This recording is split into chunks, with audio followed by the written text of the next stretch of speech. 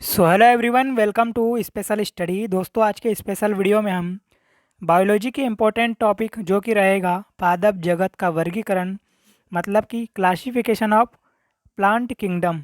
दोस्तों, इस टॉपिक से अक्सर क्वेश्चन देखने को मिलते हैं, ठीक है, और सभी एग्ज़ाम में क्वेश्चन इस टॉपिक से पूछे ही जाते हैं। तो इसीलिए मैं इस वीडियो में मल्टीपल चॉइस क्वेश्चंस एमसीक्यू के रूप में करवाने वाला हूं, ठीक है।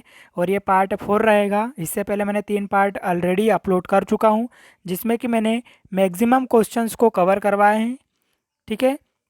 तो चलिए शुरू करते हैं बिना किसी देरी के। हमारा क्वेश्चन नंबर 101 रहेगा, निम्नलिखित में से कौन सा एक कवक एवं उच्च पादप की जड़ों के बीच उपयोगी कार्यात्मक संबंध को दर्शाता है? तो कौन दर्शाता है? तो याद रखिएगा, माइकोराइजा इसका सही आंसर होगा, ऑप्शन नंबर डी। अगला क्वेश्चन है, एफ्लावीस किससे बनते हैं? तो जो एफ्लावीस है दोस्तों, वो बनते हैं कवक से। तो एफ्लावीस याद रखिएगा, कवक से बनते हैं। अगला क्वेश्चन है, डबल रोटी के निर्माण में किस कवक का प्रयोग किया जाता है?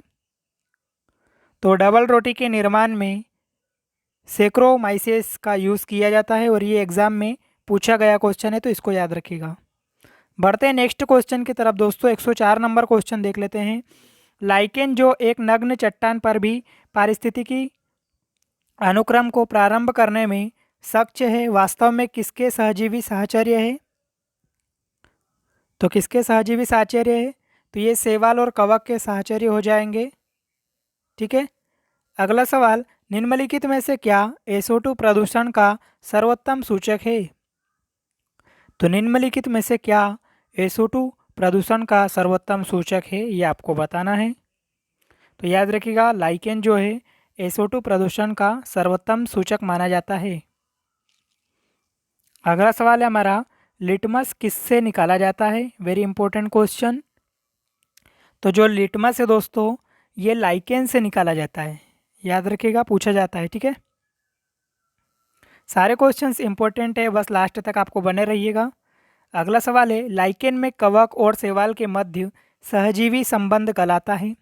तो लाइकेन में कवक और शैवाल के मध्य सहजीवी जो संबंध है, इसको हम हेलोटिज्म के नाम से बोलते हैं, ठीक है, हेलोटिज्म बोलते हैं, याद रखिएगा इसको भी। बढ़ते हैं नेक्स्ट क्वेश्चन की तरफ। 108 नंबर क्वेश्चन है हमारा, पेड़ों की छालों पर उगने वाले लाइकेन को क्या कहा जाता है? तो पेड़ों की छालों पर उगने वाले लाइकेन को हम कहते हैं कार्टिकोल्स, ठीक है। अगला सवाल, चट्टानी स्तनों पर लाइकेन विकास को क्या कहते हैं? तो चट्टानी स्तनों पर लाइकेन विकास को हम कहते हैं सेक्सिकोल्स। ये भी पूछे जाने वाला क्वेश्चन है, तो याद रखिएगा। अगला सवाल है, जापान में लोग किस लाइकेन को सब्जी के रूप में खाते हैं? तो जापान में लोग किस लाइकेन को सब्जी के रूप में खाते हैं? तो याद रखिएगा, इंडोकार्पन को खाते हैं सब्जी के रूप में। 111 नंबर क्वेश्चन है, मिर्गी की औषधि किस लाइकेन से प्राप्त होती है? तो जो मिर्गी की औषधि है, ये परमेलिया से प्राप्त की जाती है, तो ऑप्शन नंबर डी सही होगा यहाँ पर। बढ़ते हैं नेक्स्ट क्वेश्चन की तरफ। 112 नंबर क्वेश्चन, वनस्पति जगत में निम्नलिखित में से किसको जल स्थचर या उभयचर कहते हैं? तो किसको कहा जाता है दोस्तों? तो बायोफ्राइटा को उभयचर कहा जाता है, ठीक है, वनस्पति जगत में। अगला सवाल, जड़ के स्थान पर मूलाभास पाया जाता है। तो जड़ के स्थान पर मूलाभास किस में पाया जाता है, ये आपसे पूछा है। तो जो मूलाभास पाया जाता है, ये ब्रायोफाइट्स में पाया जाता है, ठीक है।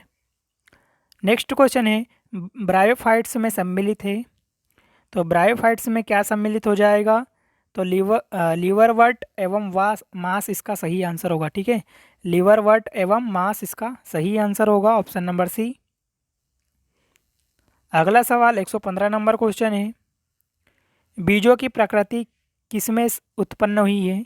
तो बीजों की जो प्रकृति है दोस्तों, ये उत्पन्न हुई है टेरिडोफाइट्स में।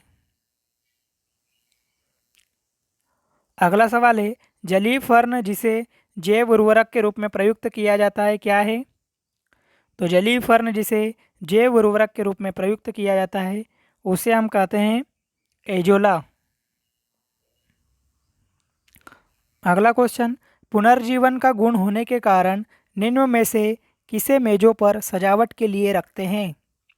तो मेजों पर सजावट करने के लिए हम यूज़ करते हैं सिलेजिनेला का। याद रखिएगा, ये पूछे जाने वाला क्वेश्चन है। बढ़ते हैं नेक्स्ट क्वेश्चन की ओर दोस्तों। 118 नंबर क्वेश्चन है, निम्नलिखित में से किसके निम्नलिखित में से किसके बीजाणु दवा के रूप में प्रयोग किए जाते हैं? तो किसके बीजाणु दवा के रूप में प्रयोग किए जाते हैं? तो याद रखिएगा, लाइकोपोडियम इसका सही आंसर होगा, ऑप्शन नंबर ए। अगला सवाल, निम्नलिखित में से किसे जैव उर्वरक के रूप में प्रयोग किया जाता है? तो जैव उर्वरक के रूप में एजोला का प्रयोग किया जाता है। अगला सवाल 120 नंबर क्वेश्चन है, सबसे अधिक क्रोमोसोम किस में पाए जाते हैं? तो सबसे अधिक जो क्रोमोसोम पाए जाते हैं वो टेरिडोफाइट्स में पाए जाते हैं। ठीक है, याद रखिएगा, इंपॉर्टेंट क्वेश्चन रहेगा आपके एग्जाम के लिए। अगला सवाल, किस वर्ग के पौधों में बीज बनते हैं परंतु बीज नग्न रूप में पौधे पर लगे रहते हैं? तो किस वर्ग के पौधों में बीज बनते हैं? तो जिम्नोस्पर्म इसका सही आंसर होगा। अगला सवाल, संसार के सबसे लंबे पौधे संबंधित हैं? तो संसार के जो सबसे लंबे पौधे होते हैं वो संबंधित है जिम्नोस्पर्म से। ये भी पूछा जाने वाला क्वेश्चन है, आईएमपी क्वेश्चन है। ठीक है दोस्तों, अगर वीडियो पसंद आ रहा है तो लाइक ज़रूर कीजिएगा, चैनल पर नए हो तो सब्सक्राइब करके बेल आइकन को भी प्रेस कीजिएगा ताकि ऐसे ही इंपॉर्टेंट वीडियो आपको हमेशा की तरह मिलती रहे। ठीक है, जिम्नोस्पर्म का मेवा किसे कहा जाता है? तो जिम्नोस्पर्म का मेवा जो है वो चिलगोंजा को कहा जाता है। ठीक है, अगला सवाल है कोलेराइड। ठीक है, जो कोरेलाइड है जड़ें पाई जाती है, तो कोरेलाइड जो जड़ें हैं ये पाई जाती है साइकस में। अगला सवाल, सबसे बड़ा बीजांड किस में होता है? वेरी इंपॉर्टेंट क्वेश्चन, काफ़ी बार देखने को मिला है ये क्वेश्चन। तो सबसे बड़ा जो बीजांड है दोस्तों ये पाया जाता है किस में? साइकस में। वेरी इंपॉर्टेंट क्वेश्चन है, काफ़ी बार देखने को मिला है ये। अगला सवाल है चिलगोंजा किससे प्राप्त होता है? तो चिलगोंजा जो प्राप्त होता है ये प्राप्त होता है पाइनस से। किससे? पाइनस से प्राप्त होता है चिलगोंजा। ठीक है, बढ़ते हैं नेक्स्ट सवाल की ओर। 127 नंबर क्वेश्चन है, साबूदाना किससे बनाया जाता है? ये भी काफ़ी बार एग्जाम में देखने को मिला है। तो साबूदाना जो बनाया जाता है ये बनाया जाता है साइकस से। ठीक है, अगला सवाल, दमा एवं खांसी के रोगों में काम आने वाली औषधि इफेड्रिन। ठीक है, इफेड्रिन किससे प्राप्त की जाती है? तो जो इफेड्रिन है ये इफेड्रा से प्राप्त की जाती है। अगला सवाल, कौन एक जीवित जीवाश्म कहलाता है? तो कौन एक जीवित जीवाश्म कहलाता है? तो जिंकगो इसका सही आंसर होगा, जो कि एक जीवित जीवाश्म कहलाता है। अगला क्वेश्चन 130 नंबर क्वेश्चन है, वायरस क्या है? तो वायरस क्या है दोस्तों? अकोशीय। काफ़ी इंपॉर्टेंट क्वेश्चन है, ये भी आईएमपी लगा लीजिए, बार बार देखने को मिलता है ये क्वेश्चन। अगला क्वेश्चन है, तेल प्रदूषण के नियंत्रण में प्रयुक्त होने वाला सुपर बग क्या है? तो तेल प्रदूषण के नियंत्रण में प्रयुक्त होने वाला जो सुपर बग है उसे हम कहते हैं जीवाणु विकृति। ठीक है, जीवाणु विकृति यहाँ पर सही आंसर होगा।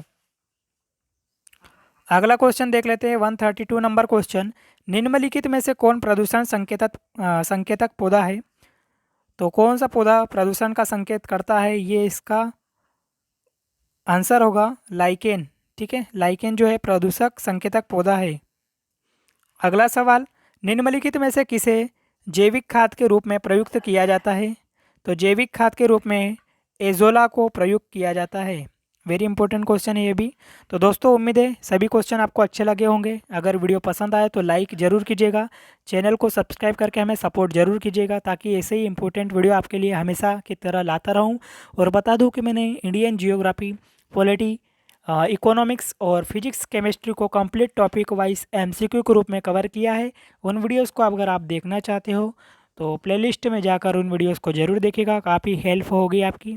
ठीक है, और दोस्तों सपोर्ट ज़रूर कीजिए। ठीक है, और दोस्तों के साथ ज़रूर इस वीडियो को शेयर कीजिए फेसबुक व्हाट्सएप ग्रुप में। तो चलिए मिलते हैं नेक्स्ट टॉपिक के साथ, नेक्स्ट इंपॉर्टेंट क्वेश्चन के साथ नेक्स्ट वीडियो में। जब तक के लिए जय हिंद, ऑल द बेस्ट।